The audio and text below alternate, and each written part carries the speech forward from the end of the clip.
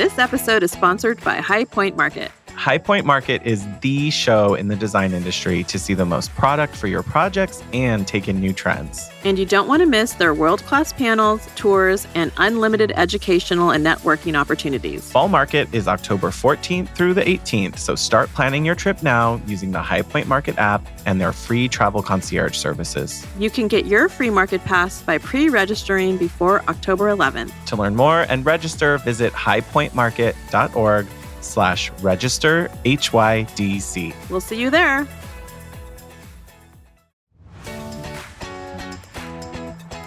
This episode is brought to you by Daniel House Club.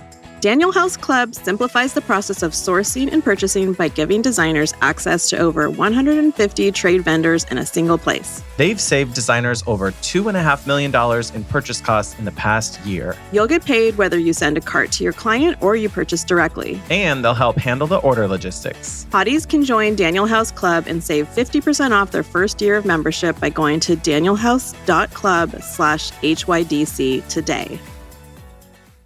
Welcome to the Hot Young Designers Club podcast. I'm Rebecca Plumb, your big sister. And I'm Shaun, your GBF. We're not that hot or that young, but we believe it's a state of mind that helps us build adaptable and profitable businesses. We rely on the support of our design besties to get through each day. So let's explore the emotional, practical, and humorous sides of being interior designers. Welcome to the club. Hey, Shaun. What's up, Rebecca?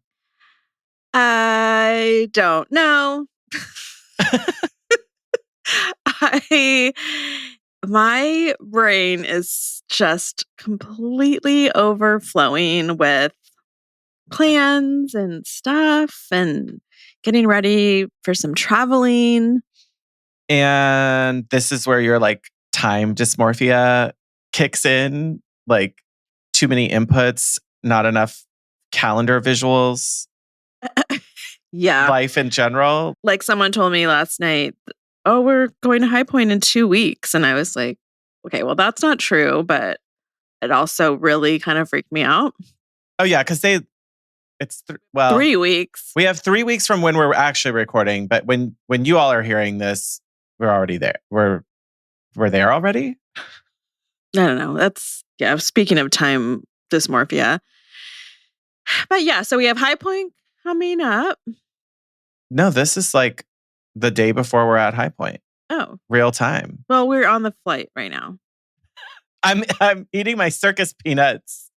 So I'm glad I've already figured out what shoes I'm wearing because future you is going to be so proud. She's so comfortable. Yeah, she's on the plane with her laptop tippy-tapping out some stuff and laughing it up with all the ladies from Sacramento who flew together while I'm flying solo and hoping a cute flight attendant wants to give me a free drink or something. An upgrade. Okay, my husband, Shaun, he always gets a free something on a flight. He helps. Do they know he's legacy or something? Oh yeah. Do people know that? Yeah. So for the hotties, my husband's name also Shaun. Quick reminder. His dad was a pilot for Delta. His brother still flies now for Southwest, but it was he learned all the tricks of you always help people. If you see that a bag is not turned the right direction to make more room in the overhead bin, even if it's not your bag, you turn it because you know someone else is going to need more room. And then if you see people who need help getting down the aisle faster and loading up the plane faster, if you help them and you help do that, the flight attendants are more likely to give you here's some little hot pocket shots for you because thank you for getting these people moving, or otherwise we got to do it. But does he wait until he's in eye line of the flight attendant before he hops off his seat and starts helping people? They're already watching you no matter what you think. So he always gets noticed for doing it. And then he always spots I forget what it's called, the A line, the main flight attendant of the flight is usually working in first class and they're the top dog of that cabin, you know? Mm-hmm. He always finds the A line. And eyes on. I need you to see that I'm helping people because then if there's an upgrade or a better seat or someone to move to an exit aisle or hi, hun, didn't you get this? I got this for you. Oh, you ordered the extra sandwich? And then meanwhile, they're just like tossing free food at you because they appreciate that you helped. And I I don't heard if you know. give them Starbucks gift cards, they do it too. If you're just like, here, get yourself a coffee. Yeah, Thank you so thank much. you. Thanks. Thank you for your service. Anyway, yeah. Well, they won't be doing that with all four of us that are traveling together. So you have a better shot at it. Get that A line on. And you got to dress kind of cute on flights. Mm. Do you dress? I feel like I've seen you dress on flights and you're not like, you don't dress down. You're comfortable, but you're not like I'm not in a button up or.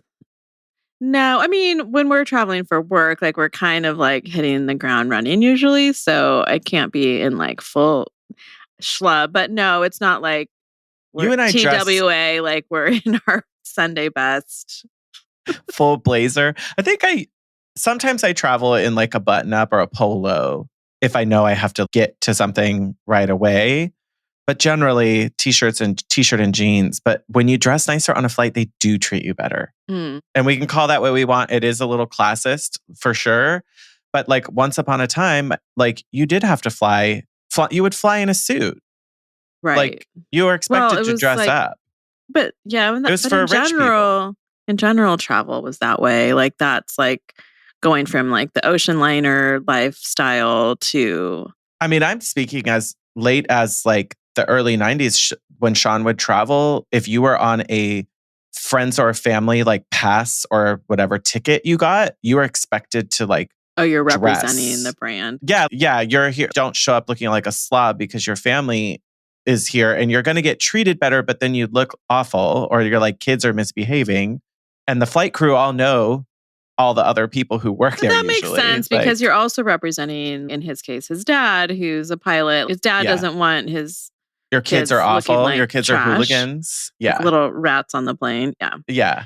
So anyway, we don't travel like rats on a plane. I like a soft pant though, for sure. Yeah. You want room to grow. You'd get a little fluid retention. Everyone bloats, right? Everyone bloats on a flight. That's the whole point is you need your compression socks because you're going to be doing the whole thing. And anyway, travel's not why we're talking about this, but no. I do feel this topic because I do feel like I need to have my house in order. So before we jump into it, speaking of houses being in order, quick housekeeping. Quick housekeeping. We're going to catch some of you at High Point on our tour, which is great. That's happening actively. And a few of you are going to be joining us on Saturday, October 14th at 4:30 at the CFC showroom for a little quick happy hour pop-in with us and Daniel House Club. Yeah, so if we catch you and you're still traveling and going to High Point, please come join us Saturday evening. We'd love to see you. And if you just totally glazed over everything we said, check our Instagram. We'd love to see you there. We'd love to talk and hang out and maybe talk a little trash and the real. See what happens when Shaun and Rebecca have a few cocktails while we're at happy hour and off the microphone. And our friends at Daniel House Club are super fun. And I think they're going to have a couple cocktails too. So let's see what kind of trade secrets we can get everyone to spill while they're we're going to do it. Lit on a Saturday night in High Point. And if you're not already, we'd love to have you in our Patreon community. Patreon, it's just $10 a month. We do live monthly. Could you imagine? Monthly Zoom meetings based on a certain topic that we announce every month. And they're just low key and fun and another way to hang out with us. Yes. And I'm saying it again. I do feel like there's a lot of people who like wait to join Patreon. You don't have to wait to join like by the first of the month or whatever. Like when you join is when it charges you. And then on the anniversary of that date, every month it will charge you. So there is no join by the first and win kind of when you join is when you join. And you don't have to worry about missing out on something. We keep a really full archive of our recorded Hottie Hangouts and our exclusive episodes in there. So yeah, they're all there. You don't have to like strategically plan, I've got to wait till the first or something. Well, like people don't want to, if you don't get that, then you wouldn't want to just waste your money on sign up on the 30th, but it actually doesn't matter. So thank We're really you. selling it. It really doesn't matter when you join. It doesn't get matter when you everything, join, as long as you join now. and you get everything as soon as you join. So there's no drawback to that. And it helps support the show. So thank you for doing I know. that. I feel like we haven't mentioned that in a while, that literally this is what makes it possible for us to be able to have an editor and to host the content online, and it has to live somewhere. And that's what you're doing with that. Go to market. Okay. Oh, as well as shop.hotyoungdesignersclub.com. We have a lot of accessible resources in there, and we appreciate everything that you guys do. Yeah, thank you for your support, hotties. We love having you. And it's just, I don't know. We've had a reporting this year itself has been such a big change and growth for each of us. So I think it's been really great to see how our community is coming together, and being able to do some live stuff is really making a difference in the way we feel fulfilled doing it. So thanks, hotties. Thank you. And now back to the show. Yeah. We're gathered here today to share. So, lessons in project management. This is not a process party. This is not a how to per se. Maybe it's what not to do in some cases, but I don't know. So, to me, project management is highly personal. I personally think some people's personalities are better at it by nature. Mm-hmm. Some of us are a little more scattered, a little bit more, Shaun likes to say, visionary or big picture thinkers. And some of us just love that nitty gritty, and it comes really natural and you can just click along.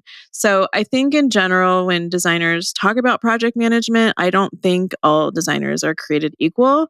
But I also think there's ways to sort of hack your brain or hack the system or hire it out.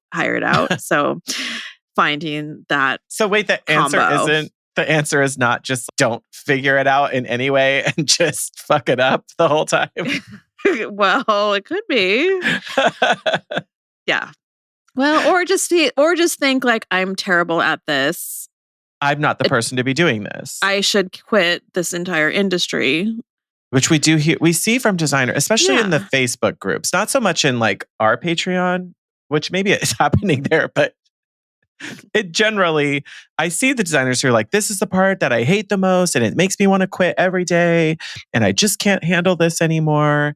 And I just feel like if we own our own businesses, why are we allowing ourselves to continue this pattern over and over and never changing any of it? Like, we can, it's not easy, but we can change it. Yeah, we can. And we can also change our mindset. So I think that's something that's been a lot of growth for me, that I still struggle with it. So it'll come up a bit in this episode, when there are amazing designers that we've talked to on the show and that I meet in life or see on Facebook or whatever, and they just excel at this. Like it's the way their business is like maybe marketed or framed and driven because it's like working.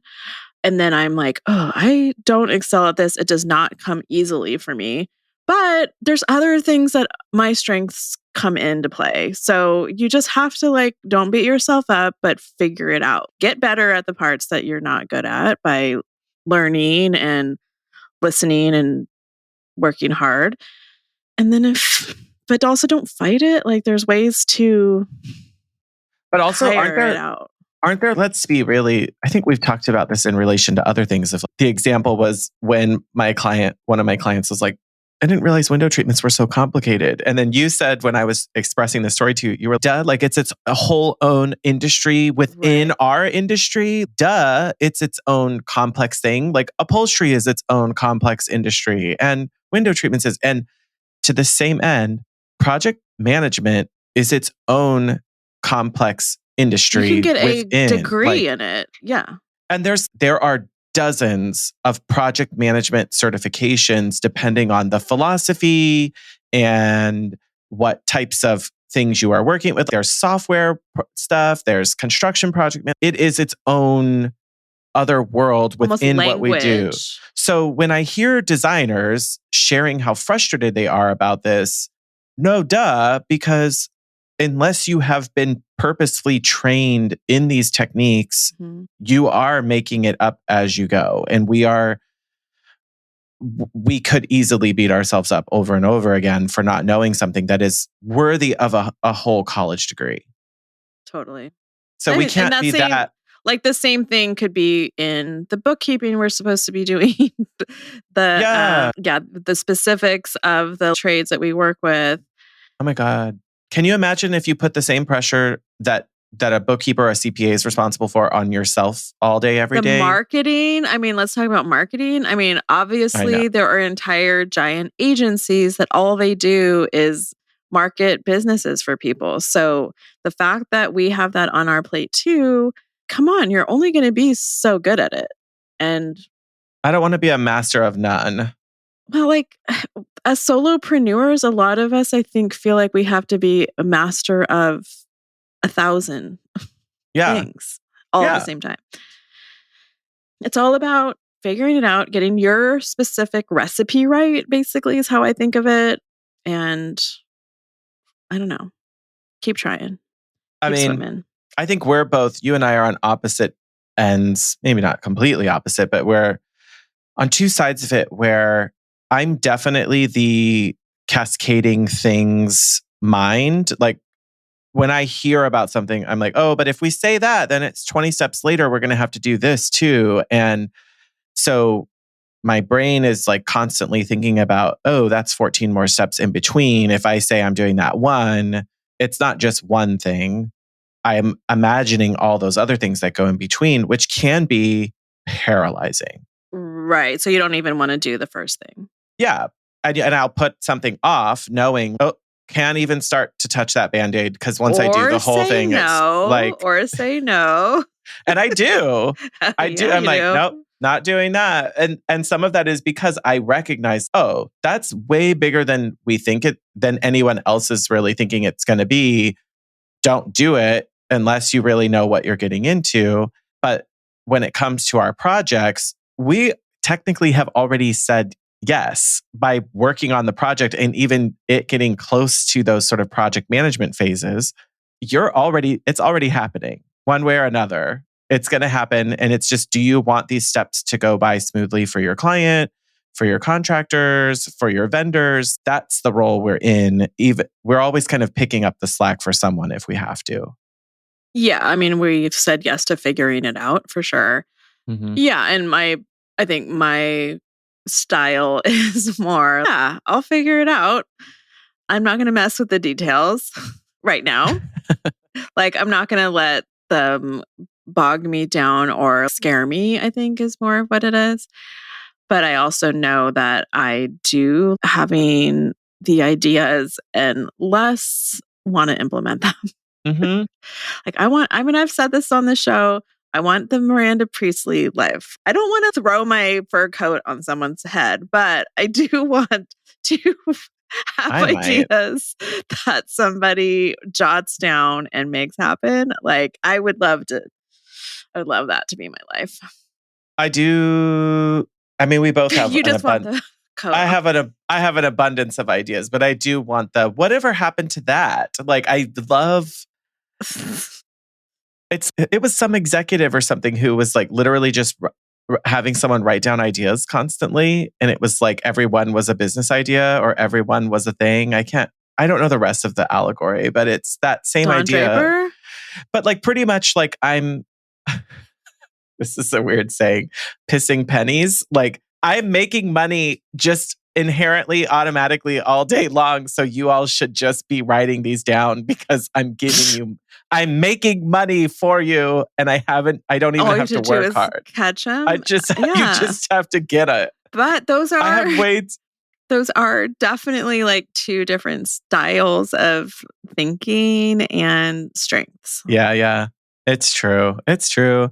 So we the idea for this was to maybe share a couple anecdotes and a couple short things that we've learned throughout different phases of project management because it's there's project management of the design, there's project management of procurement, there's project management of construction. The whole thing is a project. Designing anything is a project. So we just wanted to make it a little bit more bite-sized in kind of different components and share some pieces. And maybe you're in a different phase of your business and you've already gotten past it, or you're experiencing things that we did in the past. Yeah. We're all in different spots.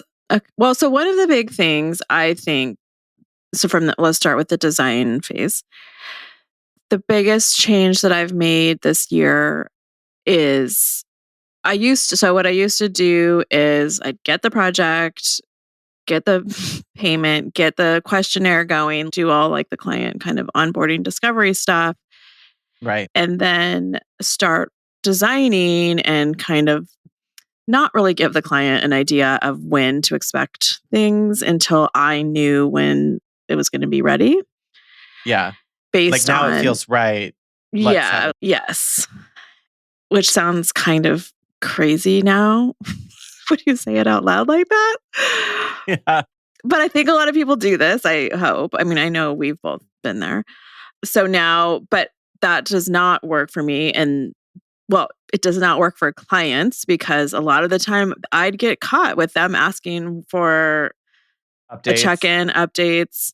Mm-hmm. And that's not great. So I definitely know I need a deadline. Most of us really do. And I need tension and pressure to really get my creative juices going. So now I build out these milestones, at least for the design phase, like the first 2 or 3 meetings at kickoff. So they know, oh shit, I'm not going to see anything for 6 to 8 weeks. So I'm just going to back off. But I also know what my timeline is. And it worked. It's worked so much better. I think you and I both had those experiences where we're just like, oh, it has been a little long. Oops. Like I let this one go a little further than I wanted to.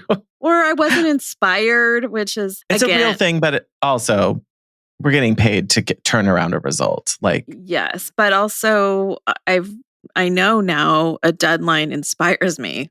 Yeah. I'm very much, it's like ADHD kind of, it's one of the attributes, but like having the pressure and a sense of something urgent makes the juices start flowing. So I've really tried not to get as close to that deadline as I used to, but I'm still changing shit the day before. You respond really well to a deadline, especially when there's other people who are already depending on you and they already need it. And you are definitely that. Yeah. That's you. I like danger. Yeah. Rebecca lives on the edge. I still make updates or changes, but I will, I definitely need space and time to not feel anxious or worried. And that's sort of like the emotional regulation of it for me. So I have been over this last 6 months, especially scheduling more upfront. Great. We're scheduling this one. Let's put the next one beyond that. Let's put the next one beyond that. Like always getting ahead of at least a couple meetings, particularly when it's the design meetings of, okay, great. We're doing, like I just had a client yesterday. I did the concept level presentation and I said, okay, so you're going to have the weekend, look over any last feedback, and then I'm going to send you the dates for the next final presentation after I know how extensive our final thoughts are on this revisions. Like, then I know how much time I need to give myself to do it. And I do think it has changed the way clients respond to the process to know what's happening, when, and how. And that here's what I've been working on, even if I've been finding literally a generic list of what happens while I'm in the concept phase. It's a really easy client experience piece to be able to say, here's what we've been working on during the concept stage, blah, blah, blah, blah, blah. And they are literally the same for every project. Well, but it helps them to know. It helps them to have that reminder of this is what we were working on while we're anticipating that next meeting. So having it all planned out makes a difference. And it gives them an assignment or like a bigger picture of why their responses matter because it affects the next meeting. Yeah. So like if they don't like that third meeting date because it feels so far away, then they better keep their shit moving. Yeah, exactly. And I think related to the keeping it moving of it all is that I used to do a lot of stuff like at the very end. I would do like the sort of final packaging of stuff, like all the details, schedules, specs, and now I'm realizing, no, I have to be working on that in incremental steps as we make decisions instead of giving myself like a whole buttload of stuff to do at the very end. I have to work in those iterations of, great, this was all the stuff that's already approved.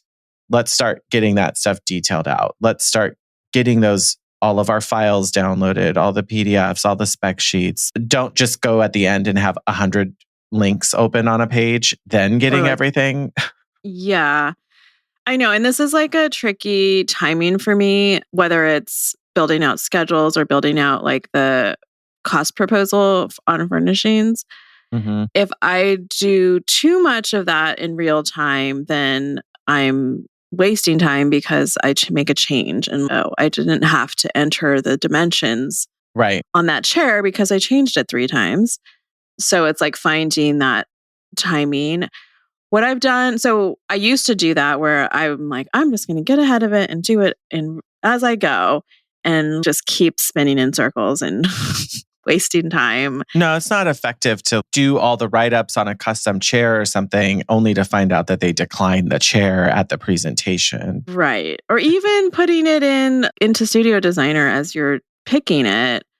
Like until it's completely finalized by me, I shouldn't even be putting any of the stuff in.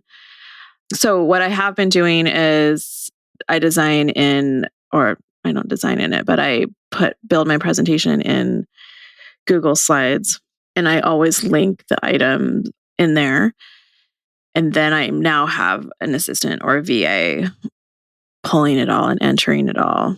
So I can just keep working quickly and make changes. And then when I'm at the stopping place, then they do all that entering. Yeah. And that's worked really well. I still need that like brain dump spot for it. I still use Google Sheets for that too. But that's just where stuff has to live so I can get to specs I just do it in or slides. links. So I do That's what I meant. Sorry. Copy paste of the image and then I make sure it's linked. And you can just dump stuff there. It's like a living clipboard. I don't know. I'm not going to pretend my schedules and stuff have been great over the years. There's definitely times where I miss stuff and I have to make it up later. Or not make it up, but do it later. But I have definitely learned that the more detail I provide in my spec sheets and all of that up front, the better everything will be later. Like you're going to pay for it one way or another. It's better to do it in the beginning. When it's still fresh in your mind too. Like if there's any confusion. Before a contractor sees it and starts asking more questions, or before, a builder's trying to make a bid off of it, or even like having all this stuff means that if I do all this right, I can provide the details to like my receiver to get a more accurate quote. Even as I'm designing a room, if I'm putting together what this is, they can also look at it and give me more detail. So it helps everybody down the road. I know. What I'm hearing is that I know of I hear you. No, I mean, it's something that I've been working on too and improving. And for me, it has to be outsourced. Because you're not supposed to be the one doing it. No, it doesn't. I mean, it really doesn't make sense. I also don't think I'm the one to do, like, I don't mind being the one who builds in my Asana. Like I do love my Asana. I put a lot in there and I get really granular, and it's not always the same for every project, but I like writing down stuff that I know is predictable. And part of that is something we were taught to do when I was teaching curriculum for the bank in my banking career was anytime someone asks something more than once, it means it should be addressed in the curriculum somehow. Like we should be planning for it, putting it in the book, writing down. Templating it somehow. Yeah, like truly, there's very little in our jobs. I think that is like really one off. And in the sense of the truest sense of what one off means is like how many things are actually that unique. A lot of our jobs repeat over and over and over the same types of things coming up. So I don't think I haven't seen or heard of one designer who really has it all figured out. Like, here's my 800 step process. I think there's a lot that's left up for grabs, but you can answer a lot of these questions every time you go through a job and you're like, that needs to be in the Asana template, and then update your template every time. Just keep building on it. Hey, hotties, we want to talk to you about our self-guided business retreat. That's right. It's time to start getting your goals together for the next year, and we want all of you to do it. So, for the month of October, we are putting our self-guided business retreat document 40% off in our shop. That's right. It's normally $99, but it's now on sale in our shop for $59 throughout the month of October. And this document takes you through your own business retreat to help you set your business goals for the next year. So what I like about it is that it forces me to put a date on the calendar. That's why we're starting it a little bit early. And I sit down and look through and think back on all the emotional, practical, and financial aspects of my business that I want to reflect on and make changes for next year. Absolutely. And y'all know I love the money part. So the financial part of it, of the annual revenue tracker, is a fully functional Google worksheet that you can go into and build your revenue goals around, build your margin goals, build your markup revenue. And it really does help you pick like, what size projects do I want to work on? How many of them do I need to hit this goal? So that's what is really helpful about having that fully functional document in there. So if you're ready to get ready, go to shop.hotyoungdesignersclub.com. You got it. We'll see you there, hotties. We can have a whole episode about Asana, I think. No kidding. I'm not ready for it, but so recently I was chatting with some other local designers about this, and I've been working in my Asana with each project being a separate client. Mm-hmm. And then another designer, she doesn't do it that way. And she just has a list of, it's more of like status, and each client is a task under, or a client task is underneath that. And I honestly think it might work better for me. I'm not exactly following, but that's okay. I know. So it's like almost like a deconstructed, where it's not about each project is a client, it's each stage is a project. Oh, so that construction stage and different And clients like are in that stage? Kind of. I mean, I have that too, but I keep mine really high level for that, of just every week I go over where everyone is at. And then I compare that to what I have in Asana of what do we need to still do in order to get them from like the discovery phase to the concept stage, from the concept stage to the final design stage to construction development. Like I look at that high level and I feel like that could be its own view in Asana. Mm-hmm. But then each project within it still has its more complex steps inside of it. Each client's going to have even more. Yeah. So I'm just saying that it's evolving for me. And I think if you're just kind of starting using a project management system, just try something, like find a Literally template, anything. Try something, start working it. And if it just feels uncomfortable, try to understand why. Is it just because you're not using it properly, or you're not learning how to use it? Or is there another way to look at all of it that works better for your brain? So that's kind of where I'm at. It's taken me a long time to build out a lot of stuff in Asana. It's a continually growing, adding, removing. Oh, we're going to change the whole way we document that. And then you realize as you grow your team that everybody learns and does things differently. So you're like, oh, well, that way of documenting worked for me, but it doesn't work for everyone. And so I need to change it again. And I feel like, honestly, I'm very skeptical when I figured it all out. I'm like, I'll be the judge of that. Well, but they did figure it out for them and probably a lot of people. But then there's always an alternate point of view that works Right. for other people. Yeah, because we've also actively done troubleshooting on these things that aren't working for us. Like I had a period of time where I had stuff leaving Ivy into studio. That's been a long, if any of you ever have to do that, it's a long transition because mine had to stay completely separate. So you wind one side down and do the other. But part of that meant I was basically working off of two sort of like tracking systems for things like procurement. And so Ivy didn't really have anything robust. So I was tracking Ivy stuff with a spreadsheet I made and Asana. And then in Studio has much more robust reporting. So I'm able to get better expediting and report details. And I know you've been in Studio you're ahead of me on getting into Studio Designer. So I feel like that phase of project management almost got easier simply because of the software of it all makes that part easier. Yeah, and Studio, for instance, has its own way of doing things. So it's not like Asana where you can kind of like hack it anyway. Like Asana, you can just make it any You way make you up want what it, you want. which is also kind of makes it hard to start. But Studio, hard to start, and because you have to understand how it works, and in my opinion, I wouldn't do it without a bookkeeper who's very knowledgeable in it.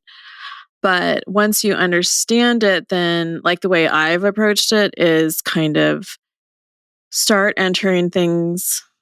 I started with a few things that I entered in the right place. And I've slowly like made it more of a system to where now, like with procurement, I didn't use the little color codes for a long time, but with the help of my bookkeeper, I've been doing that to where now it's a tool. And I just keep like kind of refining and getting more information in and out of it as I go. So I wasn't totally overwhelmed in the beginning. I'm still overwhelmed.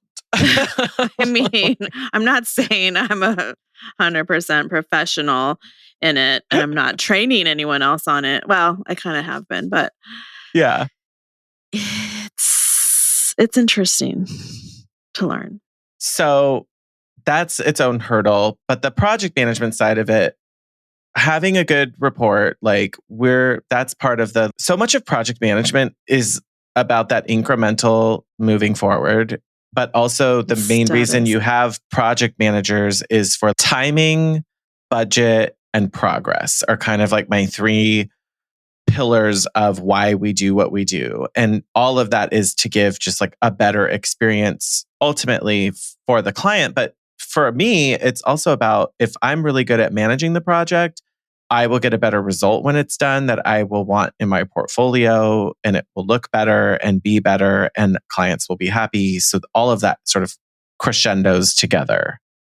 Well, and it's more profitable and you're not pissing off your All of client it. and maybe having to Yeah. pay for an extra install or something because you Right. forgot something didn't come in. Or So like the accuracy of the reporting that I can get from Studio when we're buying things means that my clients get better updates, and I can also coordinate timelines easier with my receiver. And like I can analyze the reporting to make the best install date recommendations and get my team organized around that. Like having the data makes all of that faster and easier for us. yeah, and it's not just about Studio Designer. There's a lot of different software that does the same thing. But I would definitely, if you're contemplating starting one, I would do one that has the most. Yeah, more function than you think you need. Yeah, even if you don't use it all at once or all in the beginning, you should be able to keep using more and more of it, but it's all in the right place to start with, if that makes sense. Yeah, because when you're growing, you do not want to be also having to upgrade into these new things. I have changed I have changed bookkeeping software 4 times. Not recommended. I'm just going to let Rebecca be the what not to do. And because I started with something easy, or I think I did start with Ivy, and I'm like, nope, I don't like what's happening. And then you move. With the account.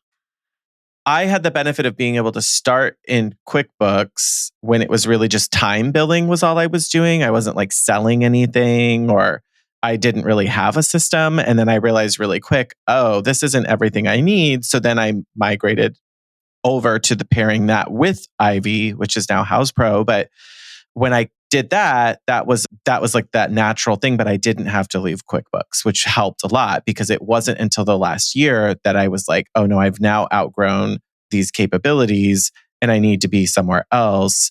And the growing pains of doing this, you've had to do 4 times. And I mean, there hopefully was not a lot of projects for the first few, but it's still, if I wanted to go back to those years, I have to find weird records. Yeah, you have to like download, save everything, make sure all the bookkeeping is up to date before you finish one and then go into the next one. So I feel like that has smoothed out a lot. And yeah, if I had to make that recommendation, like you said, it would be go into a software that's bigger than you need it to be or has upgrade options or that you don't need yet, but you can pay more when you need them or something. Don't feel like it's already underscaled for the future version of your business. And that kind of goes for a lot of things, right? Getting too small of an office to begin with, because you're kind of like having small thinking. Yeah. I just need 10 square feet. It's only for 3 years. No, bitch. Don't do it. Do you want to be like in the tiny or like we're experiencing it with our website and our shop? Like we've started with a smaller platform, then we're going to have to move it. And that's painful. So the episode name is now What Not to Do with Shaun and Rebecca. Because we did it. Because we do underestimate I do just feel in general that most of us as creatives have this similar story of like underestimating demand, underestimating need, underestimating growth, underestimating problems. Like we don't know what we don't know. And then we get into it and it becomes bigger and bigger. And nowhere is that more apparent to me than in the construction side of project management, where anything that can go wrong does go wrong. And the constructions and like you should 100% be anticipating it, which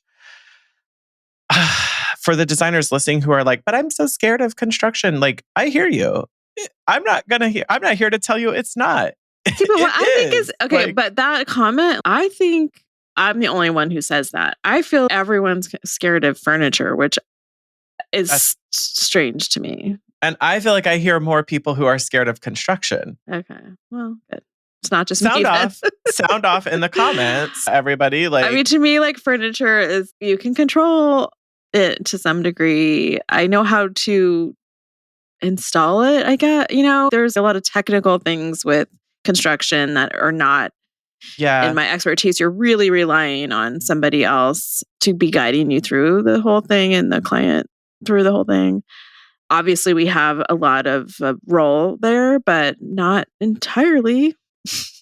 And I think a lot of it's going to depend on who you're saying is like who your partners are. So, for example, I had a local contractor come by my office and introduce themselves, and they were talking to me. And like during the first conversation, I already knew, oh, this isn't a contractor for me. And I realized why is because I was asking them like, how do you like to handle things like these materials, and talk to me about your preference on cabinetry.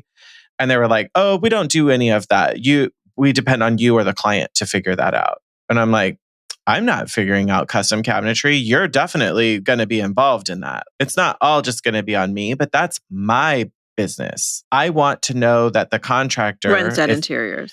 Yeah, I want to know that for my business, the contractor should be bringing in some solid relationships with some of these vendors or partners. If I have to refer someone in who I've worked with on cabinetry, that's fine. But the contractor cannot be 100% hands off with that, because that's never going to work for the jobs we do. So for a contractor who's doing that, and I asked him, I'm like, why is that? And he's, well, we just have so much out of our control with timelines and this and that. And I was like, yeah, but I'm relying on contractors to do that, because it's also not my job to fill in those gaps. And I was like, other contractors I work with are making money off the cabinetry, so they price it in a way that justifies them being involved. And if you don't want to do that, that's fine. But I need to have that ability for projects But they're for you to do also it. building the room that these items are going in and all the fixtures that need to accommodate.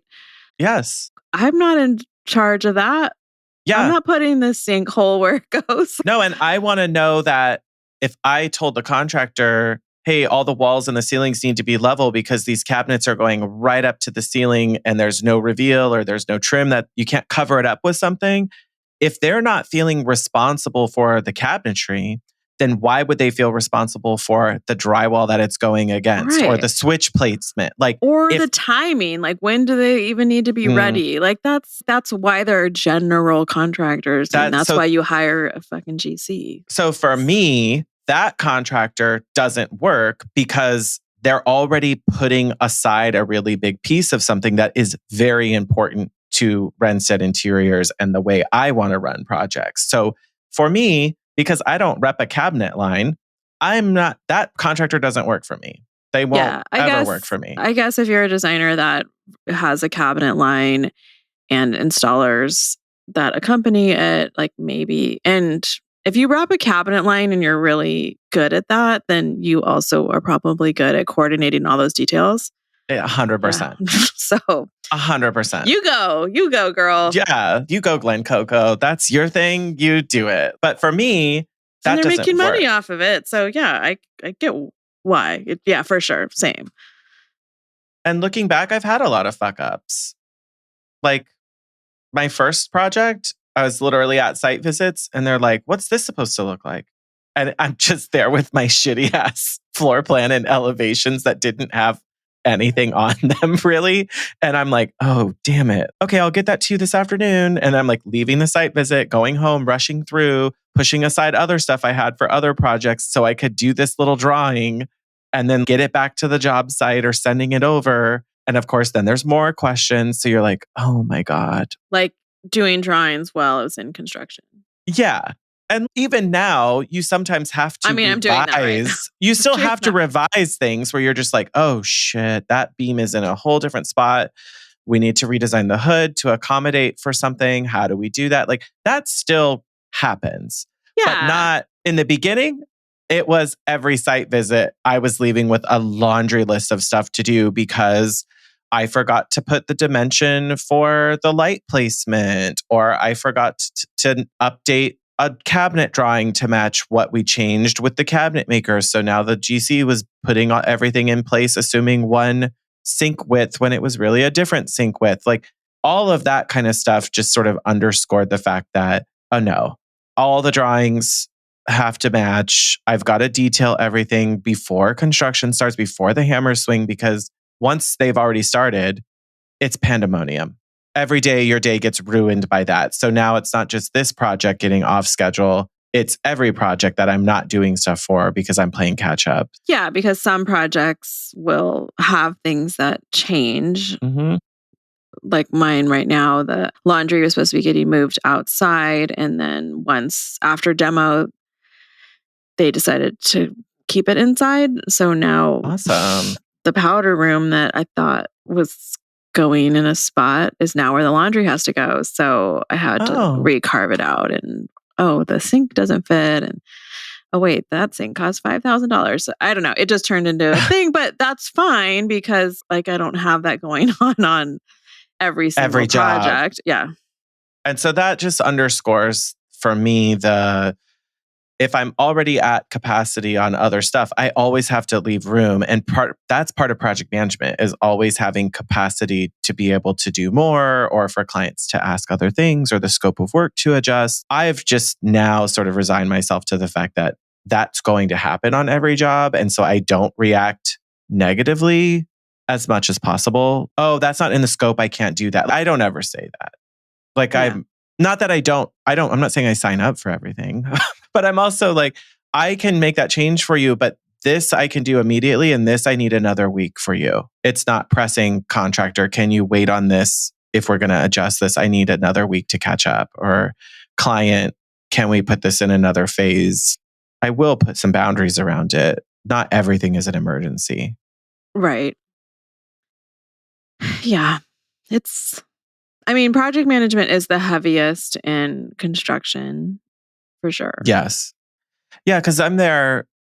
There's like I'm not going to go. There's so many phases. Like I know some designers who have it like down to a science of I expect the contractor to send an email to the client and me every Friday with what's happening. And I expect this. And they're going to put on a paper when all the framing and electrical and drywall stuff is happening so I can be there. And for me, I'm a little bit more loose with that. Like I know to ask, hey, how far out is the framing from being close to a final walkthrough? How far out is the electrical? And I kind of fill in.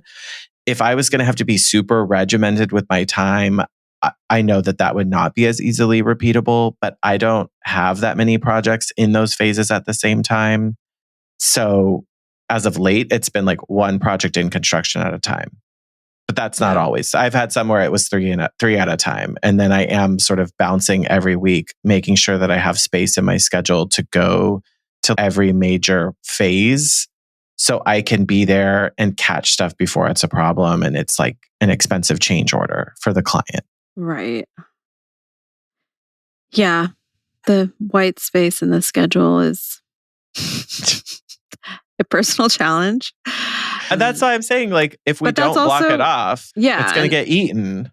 Totally. And that's why like having backup and help so that work is still progressing if you're running around. I mean, I think I still see Ginny McDonald post about a Saturday site visit. I see Crha at Banner Day Interiors post about a Saturday site visit. I've done that before. I've dropped in on a Sunday because it's like, well, that was my only chance to get my eyes on it. So, I mean, I'd love it if it was just Monday through Friday. It's not often that it's all on the weekends, but sometimes that's the only time to get to some of what we do. Yeah. And you can't always get it. It's not on your timeline. So I do kind of like the Saturday and Sunday ones because the contractors aren't there and I don't have to be distracted by like all the other, because this happens to me a lot. If I am there, I get like a barrage of questions and I'm like, hold on, some of that stuff is 6 weeks out. Can you fucking slow your roll for me? Because I don't have room for that right now. Like right now, you're placing rough electrical. I'm only talking to you about rough electrical right now. Shoot me an email on the other stuff or call me with the other stuff. But some contractors will just like brain dump everything. And I'm like, hold on. This is what I'm here for right now. This is what I have time for right now.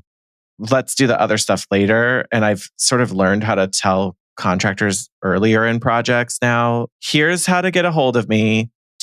Do not call me same day expecting a result or for me to show up unless it's a true emergency. Right. And most of them get it, but I have noticed there are a few that I have to explain to them I have a life, I have a business, I have a family, just like you. And this is not my only client and you're not my only project. And I cannot just come over here on the fly. I cannot just show up when you call.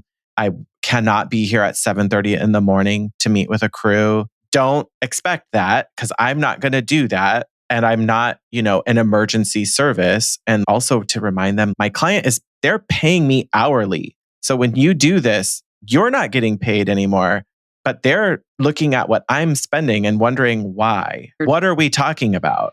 Sending them a bill every time. Yeah. Yeah.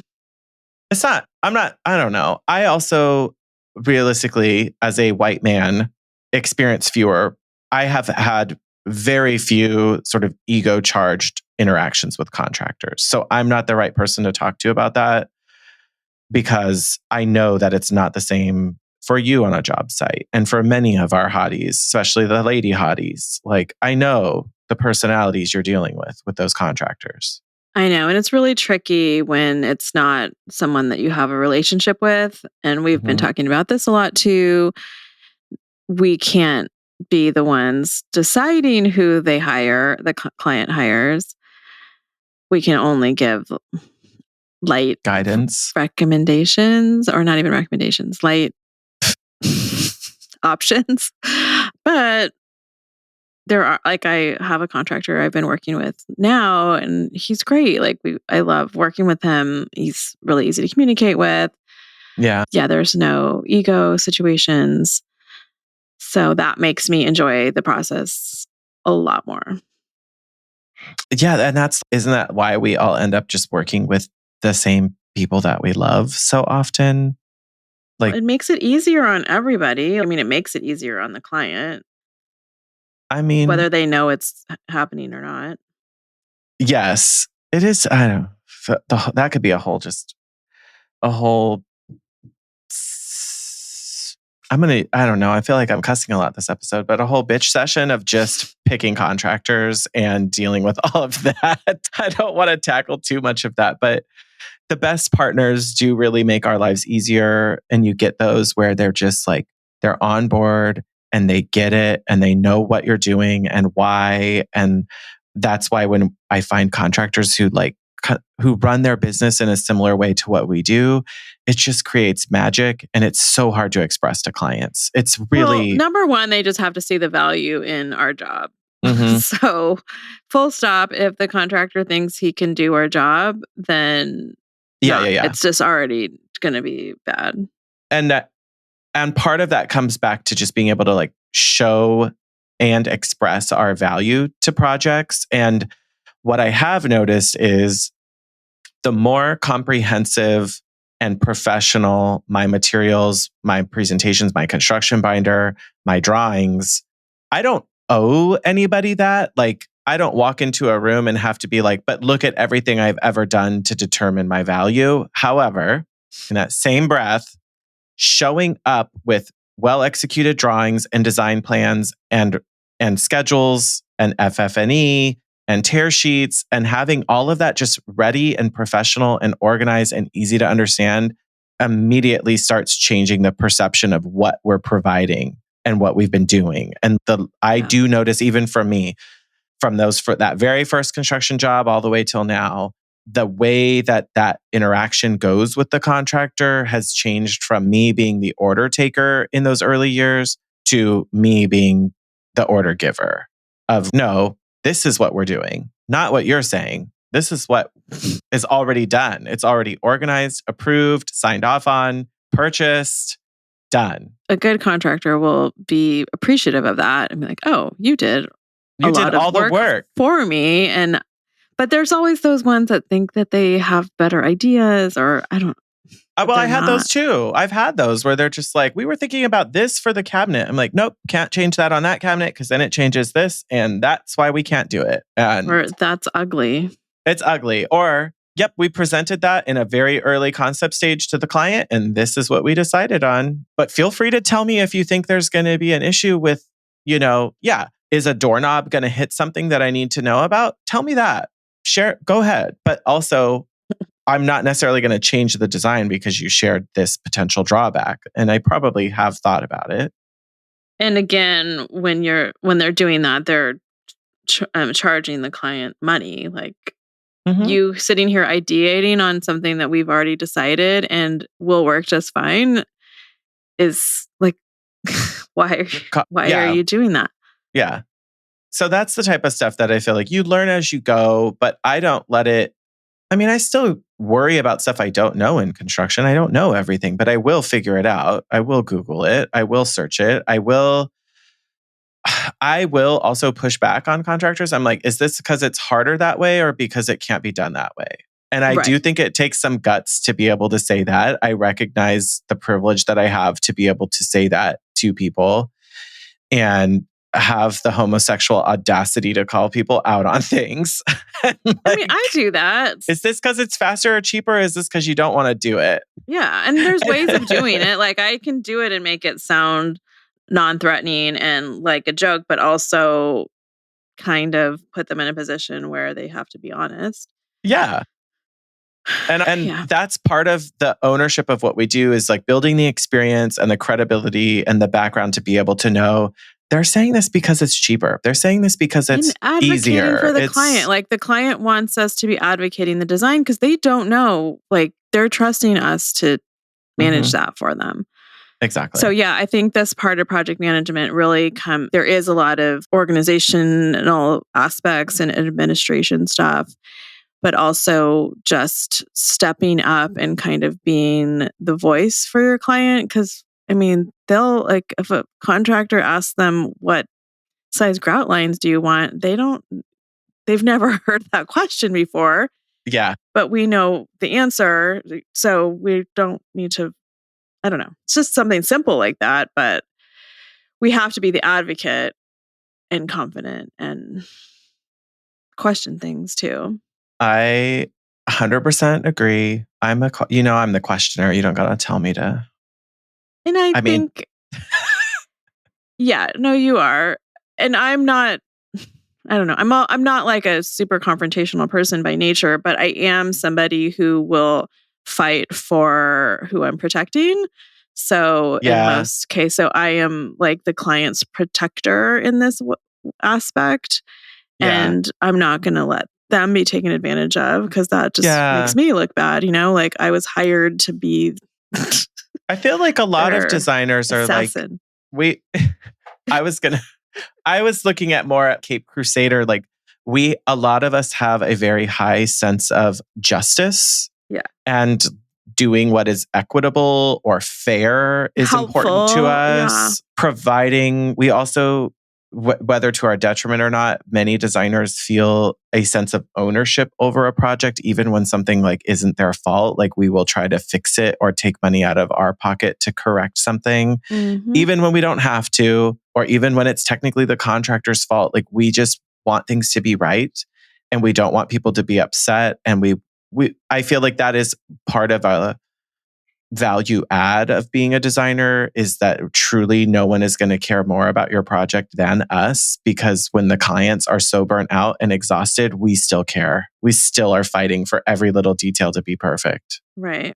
So project management is not something we should get down on ourselves if we are feeling overwhelmed or frustrated or even just intimidated to start. But I think it's okay to recognize where we've started from and Yeah. growing Just with it. keep improving and getting help where you need it. We didn't talk too much about outsourcing, but yeah, like getting your drawing packets together, get somebody to draw them if you don't have time, skills, or will. Yeah. I There's learned that I ways need to to do have, that. I learned through growing and expanding, like whoever is on my team has to be willing and somewhat capable of being able to help manage site management or walkthroughs or stuff like that, because I can't be the only linchpin. But there are also people who do this literally for a living. Like I have seen many designers who work nationally putting on Instagram posts looking for local construction project managers. They exist in most major areas. There are people who do it. There are also, we may not know this, but there are people who work as like contractors for general contractors doing this. So it's actually their own business to do construction project management.